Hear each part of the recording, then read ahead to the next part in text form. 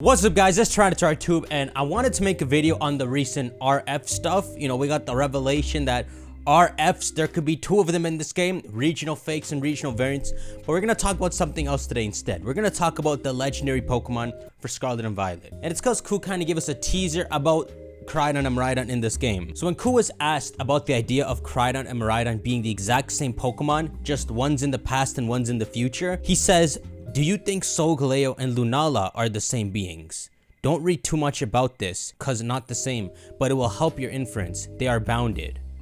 Trust me, I've read that at least 6 times. It's just as confusing to me. Let's just go over the checklist of what Koraidon and Miraidon can be. The first theory, of course, is that maybe they're the same Pokemon. And this is also the first thing I thought when I first saw the trailer. That they're the same Pokemon, but from different time periods. So by that logic, maybe this one would be a worshipped figure of the past, and this one would be some modified, enhanced one living with the people of the future. One common counterpoint to this idea is that they have different names, but the game can always explain why that's the case. You know, you can imagine near the climax of the game, let's pretend this theory is true, they'll explain, oh yeah, Koraidon and Miraidon are the same Pokemon. Their original name is blah blah don, but now they're just called Koraidon and Miraidon, you know? They could give us an original name. The second of 2 theories is that maybe Koraidon and Miraidon are kind of split evolutions from a smaller dragon creature. Let's say they're both dragons, right? So let's say there's this pure dragon type little baby Pokemon, and in some weird way there's a split evolution where the one in the past has become this and the one in the future has evolved into this, which in a weird way could make the third legendary the baby one itself. You know, the third legendary doesn't always have to be the in-between, the present version of it. It could just be something that's connected to them. And the third theory for what Koraidon and Miraidon are is that they're just completely different Pokemon, unrelated, like Kyogre and Groudon, that just turned out to be counterparts. But this theory has to be tossed out of the window because there ain't no way these guys are just coincidentally like this. We've gone through 900 Pokemon. Ain't no one been born with a wheel like this. You look exactly the same. There is some connection between them. So we focus on our original 2 theories. Let's talk about the idea that they were a baby dragon that split evolved into these 2 forms. Do you think that's possible? I'll give you a couple seconds to think about it, cause Ku was asked about this. Koraidon and Miraidon, are they kind of like branched paths of a Pokemon like Cosmog and Cosmoem that evolve into Lunala and Solgaleo? Nope, they're not.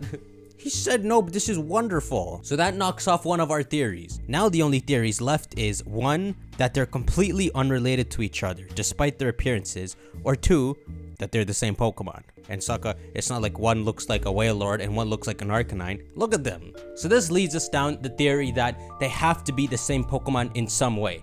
And we can split this into 2 ideas that one of them I think have to be right. So the first idea is that Miraidon is Koraidon that's been enhanced by the humans. So in the past, the humans live with Koraidon, and in the future, once humans get all cyborgy, they enhance Miraidon to be the same as them. Maybe there was a reason it was enhanced, maybe it was growing old, or it had this battle and grew weak, so they healed it, but they had to do it mechanically. But the other idea is that Koraidon is its own Pokemon that's natural, and Miraidon is this artificial Pokemon created from scratch in the image of Koraidon. Now this idea comes from the recent revelation that I'm not sure how to feel about, because at the end of the day, we have actually no idea what Ku is talking about. All we do know is that Ku is entertaining the idea of RFs being regional fakes. This thing where a fake version of Pokemon is made, whatever that means. So it leads to the idea that maybe Koraidon is this natural Pokemon, and in the future, they remake him. This would be a fake of Koraidon, hence why they look so similar to each other. So Koraidon is recreated from scratch, and the separate Pokemon is Miraidon.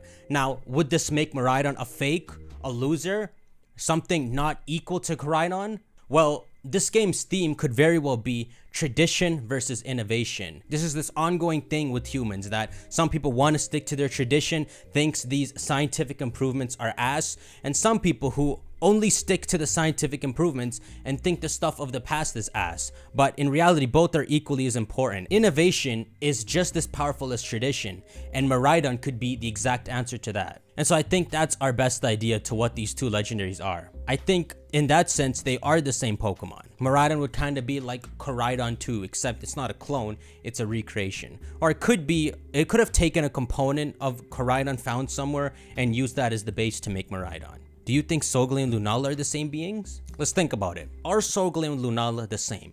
Give yourself a couple seconds. If I really were to think about it, yeah, they are the same. They both travel dimensions the exact same way. Necrozma can take either of their lights to revert, and they're even born from the same Pokemon and considered the male and female versions. These two are as same as Nidoking and Nidoqueen are. Now let me reread his tweet. Do you think Sogla and Lunala are the same beings? Frick. You know, I said all that, but I think the answer is they're not. Ku's wording here is because it's not an easy answer. Koraidon and Miraidon are just as similar to each other as Sogla and Lunala are. And I think if you reread his tweet here with the idea that Miraidon is a recreated version of Koraidon meant to represent innovation in this game, then I think his tweet starts to make sense. Anyhow, there's one last thing Ku said about them. So before I get to that, let's just talk about their typings. The idea for their typings going around, which isn't confirmed at all, is Fighting Dragon and Electric Dragon. And I think they fit the Pokemon pretty well. For stats, you can already see it. Koraidon has to be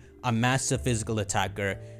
This man punches you, oh my goodness. And then Miraidon seems like it would be a special attacker. In the sense of these two legendaries, it would seem like special attacking is the way of the future. Those peasants of the past had to go up close. Miraidon don't even touch the ground. This man want nothing to do with physical contact. He a germaphobe. So I think high attack, high special attack, and then the opposite of the other stat. And then because Koraidon's used to being this brute Pokemon using its hands, I would imagine his physical defense would be higher than his special defense, and then the opposite for Miraidon. For speed, this is a hard thing to say. Both of them should be really fast. I mean, they got the motorcycle form, which doesn't even seem like a form change. It just seems like they rotate, and now they have massive speed. But if they don't rotate and go on their wheel, are they fast?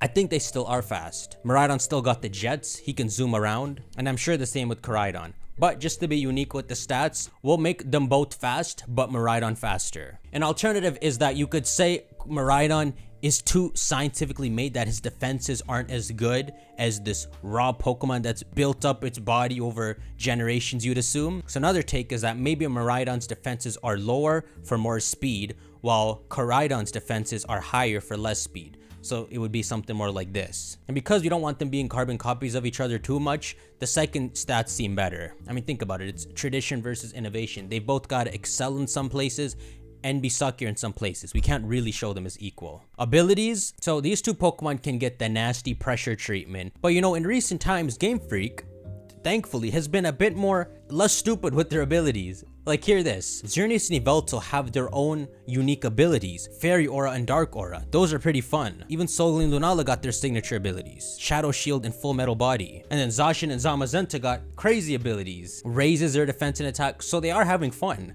So this is good news for Koraidon and Miraidon. Even if some of those abilities are poo, like Solgaleo's ability is literally, it's Full Metal Body, but it's just clear body. Am I wrong? So if we were to play around with the idea that they're fighting and electric types, maybe their abilities have something to do with that. Maybe something like Xerneas and Yveltal, just the fighting and electric version. Or maybe they'll get abilities that are meant to be different from each other, almost to entertain the tradition versus innovation thing. It could be on a smaller scale, like Miraidon getting a renamed version of Levitate to show his advancements and immunity to ground moves, while Koraidon gets like a legendary no guard or multi-scale. But I'd want it to be something offensive, like adaptability or scrappy. If Koraidon's a fighting type, Scrappy would be good. So yeah, maybe a legendary adaptability or Scrappy versus like a legendary Levitate or No Guard. And yeah, I say legendary version because like with Zekrom or Reshiram, sometimes they just rename an ability and make it exclusive for a legendary. And then one other thing is the idea of their different forms. It's only an idea that maybe they'll have different forms, a one-and-all ride Pokemon that can do all the things you can do in Legends Arceus. But because Pokemon is a prune,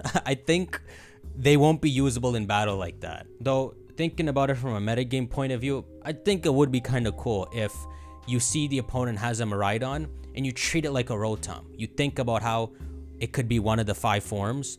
You try to figure out how to work around it. The last thing I want to show you is something Ku tweeted that kind of leaves something to speculate about the legendaries. At the end of his tweet there, he says, "They are bounded." And later, when someone asks him if they're like a fusion, like Kyurem is with Zekrom or Reshiram, he says, "They are bounded some way." That's all I could tease with. I have no idea what this means. Okay, so when they say they're bounded, I don't want our minds to go too far, but there's some cool ideas I've heard. Like, for example, from Miss Flygon. They could be bound just like Dialga and Palkia are. And if you think about it, Dialga and Palkia, the way they look in Diamond and Pearl is not how they actually look. Their bodies got altered when they came to our world, just like Giratina did. The way Dialga and Palkia actually look is the Stallion Palkia and the Dialga. So maybe in a similar way, Koraidon and Miraidon are bounded, but I can't think of how. I also thought they are bounded could play a role in the speculated 5 forms. So maybe if the professor has Koraidon and Miraidon at the start and they let you ride it for the game, that you would have to slowly get the pieces that would let it climb cliffs, go in the water, and allow them to go back to those forms. So maybe they're bounded in that way. But Ku didn't just say they're bounded out of nowhere. He said it in relation to us speculating what their relation to each other is. So if they're bounded, maybe it has something to do with the way they look right now. Something about them is restricted. Maybe they're bounded in some way that they're stuck in a certain vicinity. Vicinity being something like an actual area, like they're stuck having to stay near the village. Or it could be in terms of time, like they're bounded and stuck in our time period when they should be in their own. The only last thing I can think that could be bounding them is each other.